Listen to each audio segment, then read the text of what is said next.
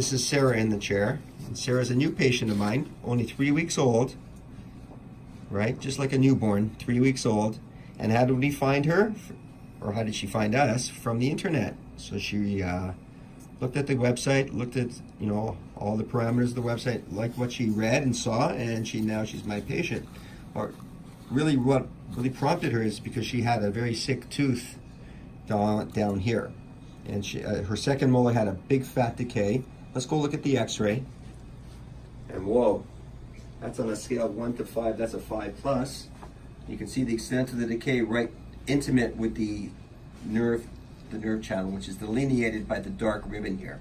A beautiful shape, looks like a fish from, here's the tail and here's the head, like a barracuda on its side. But all that decay, that's full of bacteria, and that's live tissue associated with bacteria in the saliva and all the foodstuffs and the Tim Hortons doubles with the sugar soaking into the soft area through the soft dentin, all with bacteria, and kapow, right into the nerve of the tooth. So no one likes that at all. And also it's smelly because it gets foods caught in there. So she came in to me and we had to take care of that, and we did. So can you go to the root canal now? Yes. So we did the root canal. Oh, there's a line. Uh-oh. That's the line of healing, we call that one. And what that does is we take out the nerve and we put the root canal filling material in there. So what is that white line? That's called gutta perca, G-U-T-T-A-P-E-R-C-H-A. And it's a compound, very complex compound. I think this is made in South Korea, but I'll have to check, I'm not sure. And that's what we put in there. So we use special instruments to clean out this area here.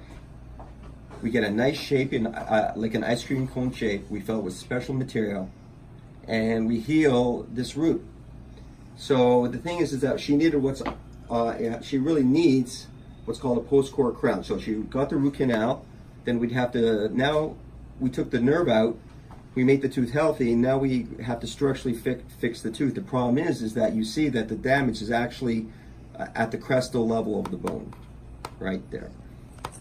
So it's a very tough tooth to fix. So what you got to do here is you got to do what's called a post-core crown. But plus, actually, you got to do bone surgery, because you got to remove some of this crested bone to expose the side of the root. So when you take down when you take out the decayed tissue, you take it right down to 100% healthy gum tissue. The thing is, when I take my impression for my crown, I have to have a little lip, little L-shaped lip beyond my margin of my crown that I have to show the lap.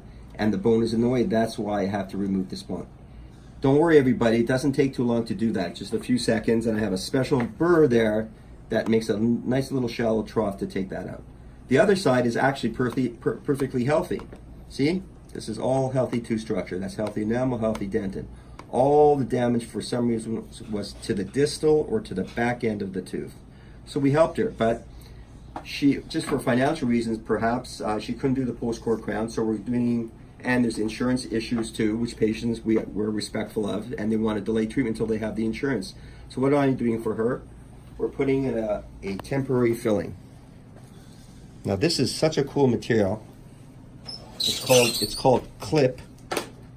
And also, this is this is from that same company called Voco, and that's a really ugly looking filling, and the color is completely off. But what actually this is a special material, like it's like a putty, and I can push it in, and when the tooth is dry, it actually has some chemical in it, some polymer that actually bonds to the teeth, and you can have this in there, stay in there. So not only do you get some chemical bonding, you can also lock it in. So I locked it into the undercuts. All you woodworking guys, you understand that all you carpenters, you can't have undercuts when you put your joinery in. Everything has to be flat. This is the opposite. So we want to lock that in. Why is it locked in? Why is it locked in? So it won't come out. But she can't eat on it. Until she can afford to put the crown on it, that's when we'll put on it. Now, what's really cool about it, even though it doesn't follow the parameters of what we're taught in dentistry, that you have to have a smooth follow line of the filling across the tooth. See how it goes into there? So it locks in. But if you look at the gum tissue, miraculously, if you look at it, it looks perfectly healthy. So it's actually okay with the tissue. It's intimate contact of the underside to the tissue doesn't cause any inflammation, which is really interesting. And actually, even on the inside where it's even bigger, we can get a shot of that. I don't know if you can see that. Even the gum tissue there looks remarkably nice.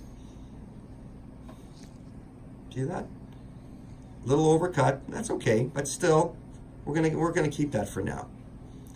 Now, what's the coolest thing about this stuff is, see the color? What they did is they put some chemical technology in here, color technology, that it actually turns yellow or yellowish. Why? When you go to take it out and put your new filling in, your post-core crown in this tooth, you know exactly where the temporary is, so you know exactly where we're not, because you know exactly where it is. So if there's any color in there, after you take it out, if there's any color like that, you still have some temporary material in there. So even a simple case like that, you see all the parameters that I'm dealing with this patient. Okay, that's it.